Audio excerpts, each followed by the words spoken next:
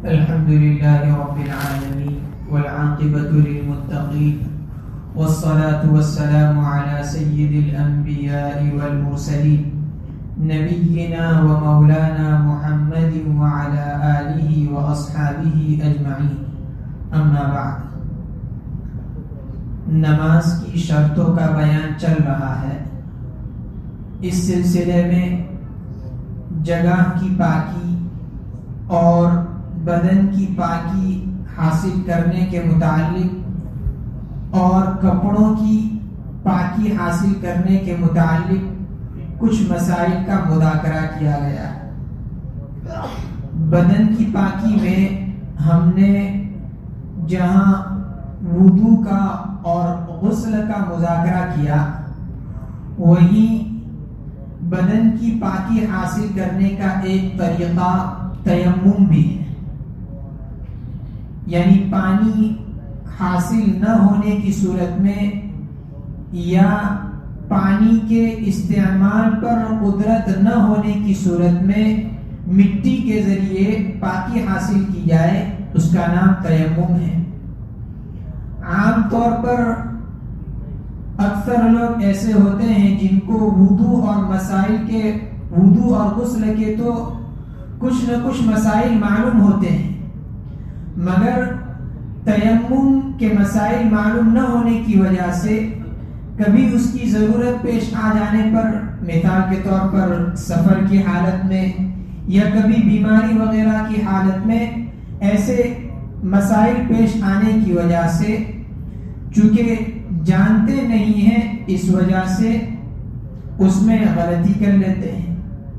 اس لیے مناسب معلوم ہوتا ہے کہ جہاں وضو اور غسل کا ہم نے تفصیل سے مذاکرہ کیا وہیں ہم تیمم کے بارے میں بھی کچھ مذاکرہ کریں. سب سے پہلی بات تو یہ کہ تیمم کیسے فرض ہوا، کیوں فرض ہوا. رسول اللہ صلی اللہ علیہ وسلم ایک مرتبہ سفر میں تھے. آپ صلی اللہ علیہ وسلم کے ساتھ آپ کی زوجہ محترمہ ام المؤمنین حضرت عائشہ صدیقہ رضی اللہ تعالی عنہا بھی ساتھ میں تھی. راستے میں ایک جگہ قافلے نے پڑاؤ ڈالا. وہاں ام المؤمنین حضرت عائشہ صدیقہ رضی اللہ عنہا کا ایک ہار گم ہو گیا جو انہوں نے اپنی بہن حضرت اسماء رضی اللہ تعالی عنہا سے عاریت کے طور پر استعمال کے لیے لے کر کے پہن رکھا تھا. جب یہ ہار گم ہو گیا تو نبی کریم صلی اللہ علیہ وسلم نے لوگوں کو اس کے ڈھونڈنے کے لیے متعین کیا کہ اس ہار کو تلاش کیا جائے. اس ہار کو تلاش کرنے میں دیر لگ گئی، یہاں تک کہ صبح صادق کا وقت ہو گیا، یعنی فجر کی نماز کا وقت شروع ہو گیا. اور ایسی جگہ پر یہ ہار گم ہوا تھا جہاں نہ تو پانی موجود تھا اور نہ ہی ان لوگوں کے پاس، قافلے والوں کے پاس پہلے سے پانی موجود تھا. یعنی اس جگہ پر بھی کہیں دور دور تک پانی کا انتظام نہیں تھا اور صحابہ کرام کا ذخیرے کے طور پر جمع کیا ہوا جو پانی تھا وہ بھی ختم ہو چکا تھا. اب نماز میں دیر ہونے لگی، فجر کی نماز کا وقت ختم ہونے جا رہا ہے، طلوع آفتاب کا وقت قریب ہے اور پانی نہیں ہے. لوگ جا جا کر حضرت عائشہ رضی اللہ تعالی عنہا کے والد ماجد یعنی حضرت ابوبکر صدیق رضی اللہ تعالی عنہ سے کہنے لگے کہ دیکھیے آپ کی بیٹی عائشہ کی وجہ سے نماز میں دیری ہو رہی ہے اور ہو سکتا ہے کہ نماز قضا ہو جائے. گویا عائشہ نے لوگوں کو اور پیغمبر صلی اللہ علیہ وسلم کو یہاں روک رکھا ہے، ورنہ ہم آگے جاتے اور پانی تلاش کر لیتے. یہ باتیں جب حضرت ابوبکر صدیق رضی اللہ تعالیٰ عنہ نے سنی تو حضرت ابوبکر رضی اللہ عنہ کو بھی غصہ آ گیا اور حضرت ابوبکر رضی اللہ تعالیٰ عنہ نے آ کر حضرت عائشہ صدیقہ رضی اللہ تعالیٰ عنہ کو اپنی بیٹی کو ڈانٹ ڈپٹ شروع کر دی اور اپنے دست مبارک سے، اپنے ہاتھ سے حضرت عائشہ رضی اللہ تعالیٰ عنہ کی کوکھ میں انگلی چبونے لگے کہ تیرے ہار کی وجہ سے اتنے بڑے قافلے کی نماز کا مسئلہ اٹکا ہوا ہے۔ اس وقت رسول اللہ صلی اللہ علیہ وسلم ام المؤمنین حضرت عائشہ صدیقہ رضی اللہ عنہا کی ران پر سر رکھ کر سوئے ہوئے تھے، آرام فرما رہے تھے۔ اس وجہ سے حضرت ابوبکر رضی اللہ تعالیٰ عنہ کے ہاتھ لگانے کے باوجود ام المؤمنین حضرت عائشہ رضی اللہ تعالیٰ عنہ نے حرکت کرنا، ہلنا گوارا نہ کیا کہ کہیں آقا صلی اللہ علیہ وسلم کی نیند میں خلل واقع ہو جاوے اور آپ کو تکلیف ہو۔ اس وقت حضرت ابوبکر رضی اللہ تعالیٰ عنہ کے غصہ ہونے کے بعد اور حضرت عائشہ رضی اللہ تعالیٰ عنہ کے حرکت نہ کرنے کے بعد آپ صلی اللہ علیہ وسلم تھوڑی دیر میں بیدار ہوئے اور اس وقت تیمم کی آیتیں نازل ہوئی اور تیمم کی فرضیت یعنی تیمم کو فرض قرار دیا گیا اور تیمم کے احکام بتلائے گئے کہ اگر پانی نہ ہو تو اس کی وجہ سے کیا کیا جائے۔ جب یہ آیتیں نازل ہوئی اور لوگوں نے تیمم کیا اور تیمم کر کے نماز پڑھی، اس کے بعد ایک صحابی حضرت اسید ابن حضیر رضی اللہ تعالیٰ عنہ نے حضرت عائشہ رضی اللہ تعالیٰ عنہ سے خطاب کرتے ہوئے فرمایا، اللہ تعالیٰ آپ کو جزائے خیر دے، اللہ تعالیٰ آپ کو جزائے خیر دے۔ قسم بخدا جب بھی آپ کے ساتھ کوئی ناگوار بات پیش آئی تو انجام کار اس میں اللہ تبارک و تعالیٰ نے آپ کے لیے اور تمام مسلمانوں کے لیے خیر کا پہلو اجاگر کر دیا۔ ادھر مصیبت پیش آئی ام المؤمنین حضرت عائشہ رضی اللہ عنہ اور ادھر ہمارے لیے مسائل حل ہو گئے۔ اور دوسری روایت میں ہے کہ انہوں نے یہ کلمات کہے کہ ابوبکر کے خاندان والوں یہ تمہاری پہلی برکت نہیں ہے، یعنی اس سے پہلے بھی ایسی برکتیں امت کو آپ کی طرف سے مل چکی ہیں۔ یہ وہ واقعہ تھا جس واقعے کی بنیاد پر ہمارے لیے اس مسئلے کا سمجھنا آسان ہو گیا کہ اگر پانی نہ ہو اور نماز کا وقت نکل رہا ہو تو اس وقت میں ہم کیا کریں۔ یہ تیمم صرف اور صرف امت محمدیہ کی یعنی ہماری خصوصیت ہے۔ پہلے جو قومیں گزری ہیں، جن انبیاء کرام علیہ السلام کی قومیں گزری ہیں، ان کو تیمم کا حکم نہیں تھا، بلکہ ان کے لیے پانی کے ذریعے سے ہی پاکی حاصل کرنا ضروری تھا، ورنہ عبادتیں نماز وغیرہ قضا ہو جاتی تھی اور قضا کر کے کرنی پڑتی تھی۔ چنانچہ اللہ کے رسول صلی اللہ علیہ وسلم فرماتے ہیں، حضرت جابر رضی اللہ تعالیٰ عنہ کی حدیث ہے کہ آپ صلی اللہ علیہ وسلم نے فرمایا، مجھے 5 خصوصیتیں ایسی حاصل ہوئی ہیں کہ مجھ سے پہلے کسی کو عطا نہیں ہوئی، جن میں سے ایک تو 1 مہینے کی مسافت کے رعب کے ذریعے سے میری مدد کی گئی۔ اللہ کے رسول صلی اللہ علیہ وسلم کی مدد کی گئی، دشمن 1 مہینے کی مسافت دور ہوتا تھا مگر آپ صلی اللہ علیہ وسلم کا رعب اس کے دل میں بیٹھ جاتا تھا۔ دوسرا، میرے لیے پوری روئے زمین کو سجدہ گاہ بنا دیا گیا اور پاکی کا ذریعہ بنا دیا گیا۔ سجدہ گاہ بنانے کا مطلب یہ کہ پہلی امتوں میں یہ ہوتا تھا کہ جب نماز کا وقت ہو جاتا تھا تو ان کی جو عبادت کی جگہ ہوتی تھی مسجد وغیرہ، وہیں جا کر کے نماز پڑھنا پڑتی تھی، مگر یہ اس امت کی خصوصیت ہے کہ ہم سفر میں ہیں، ایسے علاقے میں ہیں، ایسی جگہ میں ہیں جہاں مسجد کا مسجد کا دور دور تک کہیں مسجد نہیں ہے، مسجد کا انتظام نہیں ہے، تو وہ کہیں بھی مصلی بچھا کر کے پاک زمین پر نماز پڑھ سکتے ہیں۔ تو پوری روئے زمین کو سجدہ گاہ بنا دیا گیا اور پوری روئے زمین کو پاکی حاصل کرنے کا ذریعہ بنا دیا گیا، یعنی زمین کے ذریعے سے تیمم کر کے پاکی حاصل کر سکتے ہیں۔ اور تیسرا یہ کہ میری امت کے لیے مال غنیمت کو حلال کر دیا گیا، مجھ سے پہلے کسی اور کے لیے حلال نہیں ہوا۔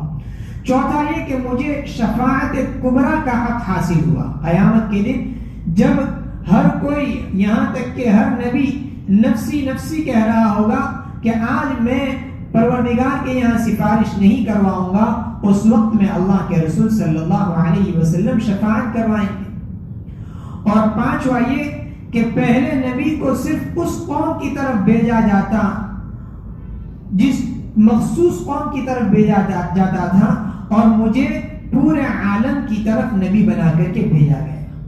یہ اللہ کے رسول صلی اللہ علیہ وسلم کی 5 خصوصیتیں تھیں۔ ان 5 خصوصیتوں میں سے ایک خصوصیت یہ تیمم بھی ہے۔ تیمم کے بارے میں سب سے پہلے ہم موٹی سی 2 باتوں کو سمجھتے ہیں۔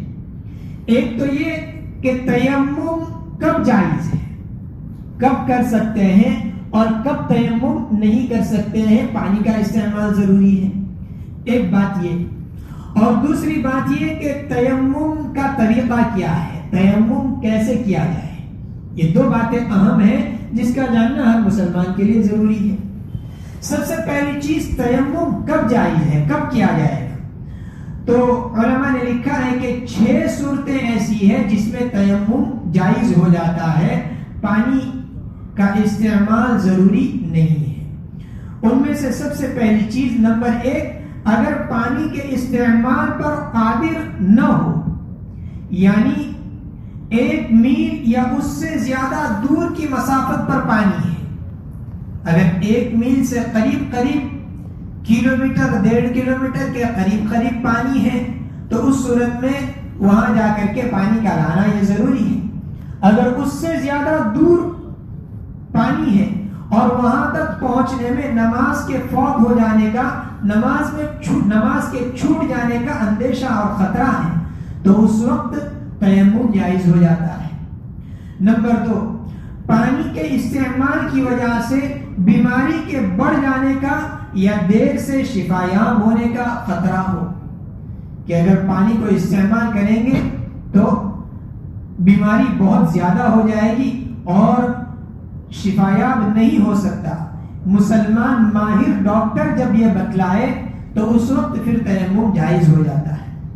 تیسرا، سخت سردی میں جبکہ جنوبی یعنی ناپاک آدمی کے لیے غسل کا انتظام نہ ہو، غسل کے لیے گرم پانی کا انتظام نہ ہو، اور ٹھنڈے پانی سے غسل کرنے کی صورت میں جان کے جانے کا خطرہ ہو یا کسی عضو کے شل ہو جانے کا خطرہ ہو، ہاتھ پاؤں یا کسی بھی عضو کے شل ہو جانے کا خطرہ ہو، اتنی زیادہ سخت سردی ہے تو اس وقت جنوبی آدمی کے لیے یعنی جس پر غسل فرض ہو گیا ہے اس کے لیے بجائے غسل کے تیمم کر لینا یہ جائز ہے۔ نمبر 4، پانی تو ہے 1 میل سے اندر ہے، مگر ایسی جگہ پر ہے جہاں پر وہ آسانی کے ساتھ نہیں لا سکتا ہے۔ مثال کے طور پر قریب میں پانی موجود ہے مگر وہاں شیر، درندہ، سانپ وغیرہ ہیں اور وہاں سے پانی لانے کی صورت میں جان کا خطرہ ہے، یا یہ کہ وہاں کوئی دشمن بیٹھا ہوا ہے اور وہاں جانے کی صورت میں اس دشمن کی جانب سے ہلاکت کا خطرہ ہے تو اس صورت میں بھی تیمم جائز ہو جاتا ہے۔ 5ویں صورت، پانی موجود ہے، قریب میں موجود ہے، اپنے پاس موجود ہے، مگر اتنا کم موجود ہے کہ محض پینے کی ضرورت کے لیے کافی ہو سکتا ہے۔ اگر اس کو وضو یا غسل کے استعمال کے لیے لے لیا جاوے تو پھر اس صورت میں پورے قافلے والوں کا یا جانوروں کا پیاسے مر جانے کا خطرہ ہے تو اس صورت میں بھی تیمم جائز ہو جاتا ہے۔ نمبر 6، پانی موجود ہے مگر کنویں کے اندر ہے اور کنویں سے حاصل کرنے کی کوئی چیز، ڈول، رسی وغیرہ موجود نہیں ہے اور کنویں میں اترنے کی ہمت اور طاقت بھی نہیں ہے تو اس صورت میں تیمم جائز ہو جاتا ہے۔ یہ 6 صورتیں بتلائی گئی۔ ایک تو یہ کہ 1 میل دور کی مسافت تک پانی موجود نہ ہو، اس کے استعمال پر کسی بھی طریقے سے قدرت نہ ہو۔ دوسرا یہ کہ پانی تو موجود ہے مگر بیماری ہے، اور مسلمان ماہر ڈاکٹر بتلا رہا ہے کہ بیماری بڑھ جائے گی۔ تیسرا یہ کہ سردی اتنی سخت ہے کہ پانی کے استعمال سے کوئی عضو شل ہو جائے گا۔ چوتھا یہ کہ پانی ایسی جگہ پر موجود ہے جہاں دشمن کا یا مودی جانور کا خطرہ ہے۔ اور پانچواں یہ کہ پانی ہے مگر اتنا کم ہے کہ محض پینے کے لیے کافی ہو سکتا ہے۔ اور چھٹا یہ کہ پانی ہے مگر کنویں کے اندر موجود ہے اور نکالنے پر قدرت نہیں ہے، ڈور رسی وغیرہ موجود نہیں ہے، تو ان تمام صورتوں میں تیمم جائز ہو جاتا ہے۔ اب دوسری بات یہ جاننا ہے کہ تیمم کا طریقہ کیا ہے، تیمم کس طرح کیا جائے گا۔ تیمم کے دو فرض ہیں، ایک تو دونوں ہاتھ زمین پر مارنا، ضرب لگانا جس کو کہتے ہیں یہ، اور دوسرا دونوں ہاتھوں کے ذریعے چہرے اور دونوں ہاتھوں کا مسح کرنا، یہ دو چیزیں فرض ہیں۔ اب تیمم کیسے کیا جائے گا، تیمم کا طریقہ کیا ہے؟ تو تیمم کرنے کا جب ارادہ کرے تو سب سے پہلے بسم اللہ پڑھ کر کے نیت کرے کہ میں ناپاکی کو دور کرنے کے لیے تیمم کر رہا ہوں۔ سب سے پہلے یہ نیت کریں گے، اس نیت کے کرنے کے بعد دونوں ہاتھوں کو پاک زمین پر ماریں گے، ضرب لگائیں گے۔ اس حالت میں پاک زمین پر ماریں گے کہ دونوں ہاتھ کی ہتھیلیاں اور انگلیاں کشادہ رہیں تاکہ درمیان میں گرد و غبار دھول پہنچ جائے۔ دونوں ہاتھوں کو کشادہ کر کے پاک زمین پر ماریں گے، اور اس کے بعد پھر دونوں ہاتھوں کو اٹھا کر کے دونوں انگوٹھے ملا کر کے اس طرح جھاڑ دیں گے تاکہ زائد مٹی نیچے گر جائے۔ مگر جھاڑنے میں یہی طریقہ اختیار کیا جائے گا کہ دونوں انگوٹھوں کو آپس میں ملا کر کے جھاڑ لیا جائے۔ اس طرح جھاڑنے کا جیسے عام طریقہ ہمارا ہے، اس طریقے سے نہیں جھاڑ سکتے ہیں، یہ طریقہ غلط ہے، ورنہ اس کی وجہ سے جو زمین پر تیمم کے ذریعے سے ارادہ کیا تھا پاک مٹی کا، وہی باطل ہو جائے گا، وہ مٹی نیچے گر جائے گی ہاتھ سے۔ اس وجہ سے صحیح طریقہ یہ ہے کہ پہلے دونوں ہاتھوں کو زمین پر مارا جائے، کشادہ کر کے مارا جائے، چوڑا کر کے مارا جائے، اور مار کر پہلے دونوں ہاتھوں کو آگے کی طرف لے جائے، پھر دونوں ہاتھوں کو پیچھے کی طرف لائے، پہلے آگے کی طرف لے جائے پھر پیچھے کی طرف لائے، اور پھر دونوں انگوٹھے ملا کر کے اس کو جھاڑ دیں۔ جھاڑنے کے بعد پھر پورے چہرے کا مسح کر لے، یعنی پورے چہرے کے اوپر ان دونوں ہاتھوں کو پھیر دے۔ چہرے کی حد وہی ہے جو وضو میں چہرہ دھونے کی حد ہے، جیسے بتلایا گیا تھا کہ کن پٹی وغیرہ کان کی، ایک کان کی لو سے دونوں کان کی لو تک پورا حصہ یہ چہرے میں داخل ہے، لہذا اگر کوئی بال کے برابر بھی حصہ مسح کے وقت، تیمم میں مسح کے وقت اگر چھوٹ جائے گا تو اس کی وجہ سے تیمم درست نہیں ہوگا۔ اس وجہ سے دونوں ہاتھوں کو اس طرح چہرے پر پہلے پھیر لیں گے، یہ چہرے کا تیمم ہو چکا۔